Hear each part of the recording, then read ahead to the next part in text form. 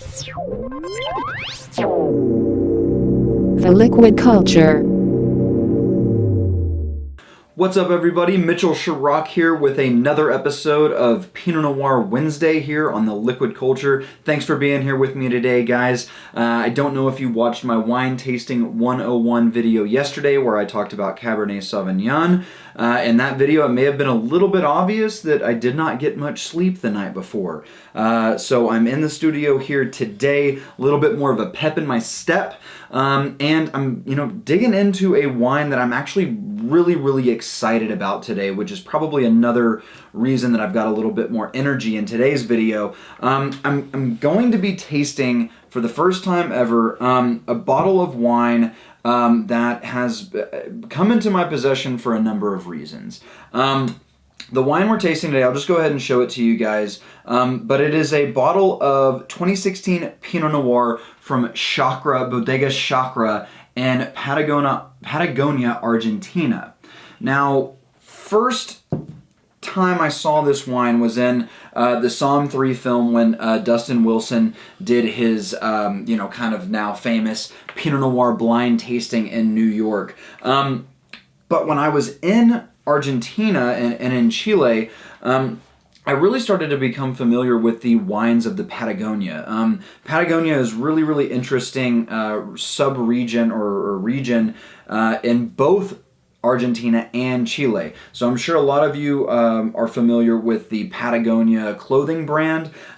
It's based off of this area of South America that spans both of those countries and is a really interesting kind of geological, topographical kind of area. It's very low altitude. So further and further away from the equator, you're getting into much cooler climate, and the topography is so varied that it really makes for a lot of really interesting variations in terroir in the Patagonia. So tasted a couple of wines from Patagonia when I was in Argentina and when I was in Chile, and they really piqued my interest in terms of a region that I should absolutely be looking out for, not just for Pinot Noir, but for other great varietals as well.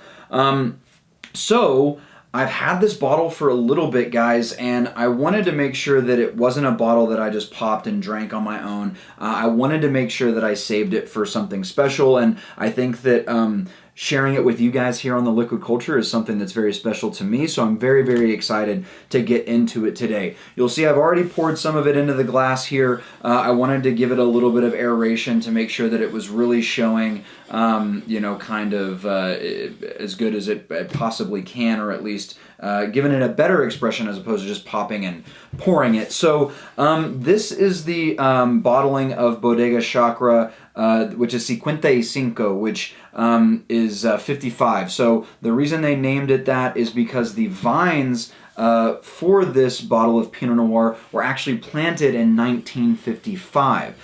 So pretty old vines here. They're actually head-trained vines. So for those of you who love to geek out on vineyard facts, head-trained vine essentially just means that the grapevine is a bush just coming out of the ground. There's no trellis system. There's really not a lot of, there is definitely some vineyard management that goes into place, but nowhere near what you expect with your traditional kind of row, cordon trained vines. And it makes for a really interesting kind of old vine characteristic, the way that they're just this field of kind of scattered bushes, and it allows for a little bit more kind of mitigation of certain hazards that you might see in the vineyard. So that is how the vines are trained. In terms of where they're planted, they're actually planted on a riverbed, so lots of kind of big kind of river pebbles, big kind of river rocks and stones and things like that. So very well draining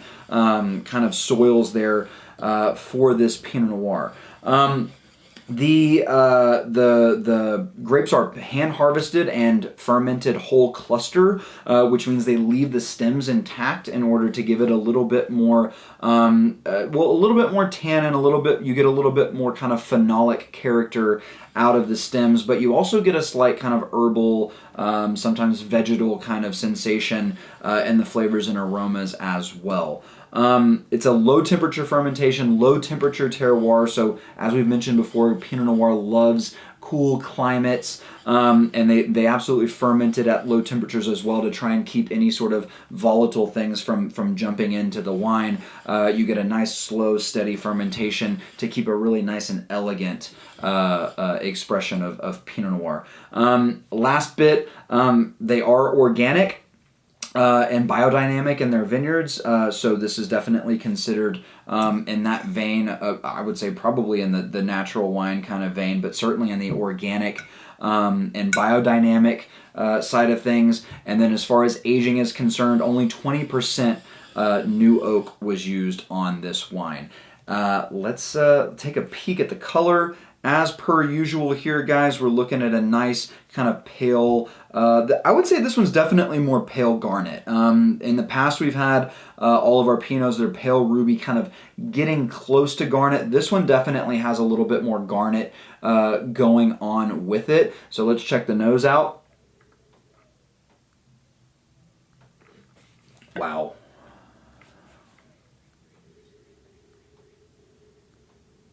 Oh, wow.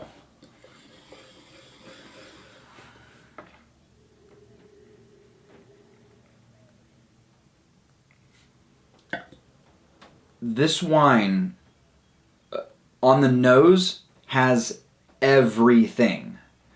Everything. There is red fruits, both fresh red fruits and like this kind of dried strawberry aroma, kind of if you've ever bought a bag of dried strawberries to like snack on or throw on a cheese board or something like that. Dried strawberries as well as like bright cranberry, cherry, like fresh red fruits.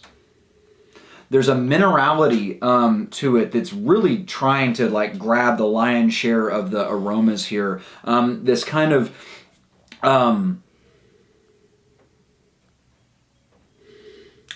almost like metallic minerality. Almost, I'm going to say this, and some of you out there may really dig it, and some of you may think it's disgusting, but this like almost like animal blood. If you're a hunter and you've gone to field dress a deer or something like that, you know that kind of animal blood, kind of iron, iodine-y kind of vibe that goes with that kind of blood smell, in addition to a slight gaminess that's going on with this wine, which is very reminiscent to me of something very like Burgundian.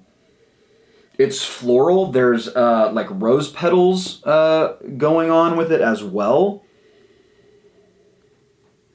And slight hints of your kind of baking spices that you would get from oak aging, but it's so like underneath that it's just adding this little kick, like you would use a spice in some kind of a food preparation, just a little hit of it here and there, just hiding underneath. Wow, I mean the nose, I gotta say, by far, just the nose of this Pinot Noir is blowing away every other Pinot Noir that I've tasted in this series thus far. I'm really excited to drink this wine.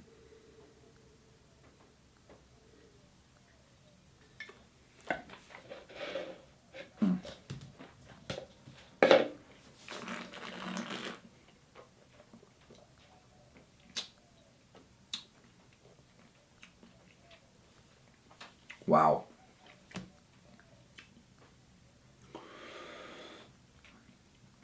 Guys, I'm pretty blown away by this wine.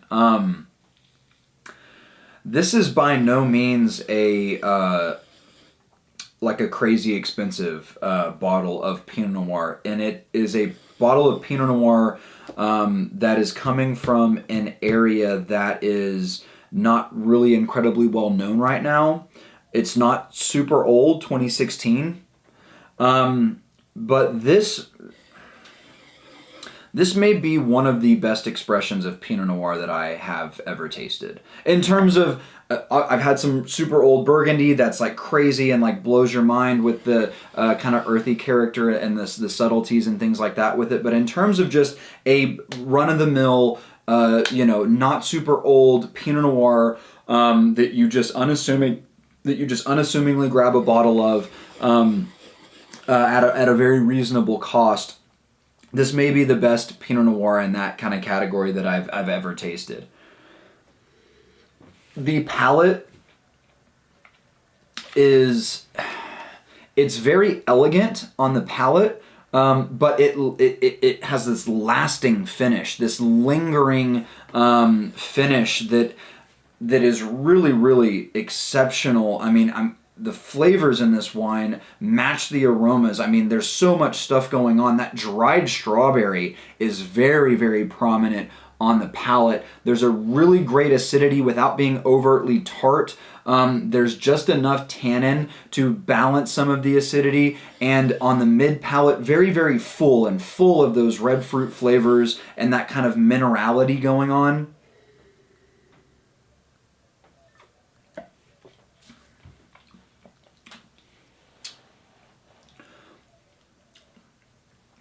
I mean, my mouth just waters and waters and waters from the acidity, but there's no, at any one time do I feel like I need to like pucker from the acidity. It's so well integrated with the wine. This wine is incredibly elegant. I mean, this is a superbly feminine example of Pinot Noir, and I think what is so great and I think so highly sought after in Burgundy is when you have this clashing of masculine and feminine qualities within your wines, and this one has absolutely nailed that. I mean, the fruit is very powerful and it's got that gamey quality going on with it, but it's very elegant in that kind of slight minerality and that floral component with those rose petals, and the overall structure is very, very feminine as well.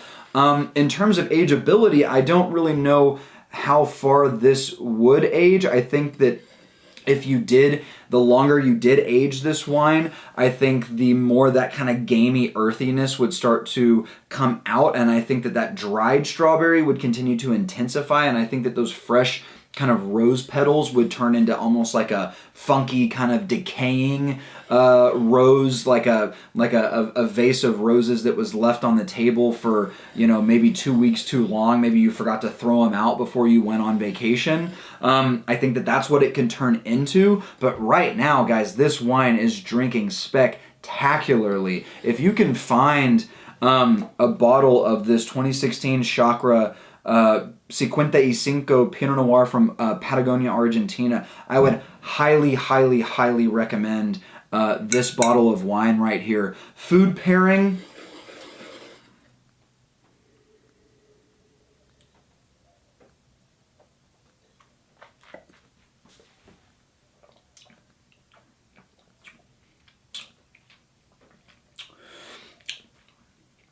This one, so honestly, we talked about them in the past. This one would work for sure on the Thanksgiving dinner table. I think that it's in an okay price point for that. As long as you've got some people at the table who would appreciate the feminine quality to it. But it is almost so delicate that I don't know that I would even pair this wine with food, guys. It doesn't need food, and I honestly think that any sort of food that you would eat with this wine would kind of cover up all of the subtle nuances that are going on with it. In my opinion, guys, I'm actually going to leave you kind of short-handed here. I wouldn't pair this wine with any food. I would literally pop this bottle and sit and enjoy the hell out of it. Make sure you drink it either before dinner or kind of way after dinner, or if you've had a very light dinner, something, you know, you had a little salad, maybe grilled chicken breast or something like that, and pop it before dinner, right? Have your light salad, grilled chicken breast, keeping it very healthy, you know, getting that summer beach bod ready to roll, and then after you've finished eating, this bottle's been open, you know, you let it breathe a little bit, and it's ready to go, and I would just sit out on the back patio in a beautiful weather evening, kind of maybe a nice little rain's kind of cleared out, but it's nice and kind of cool, a little breeze blowing, and just sit and just luxuriate in this wine, guys. I mean, so far, this Chacra is the clear-cut winner in the lineup. I've had some stellar Pinot Noirs up to this point, and I'm sure we've got some really killer ones left to go, but so far, Chacra's in first place. So hope you guys can get a hold of this wine. Highly, highly recommend that you do. And catch you next time.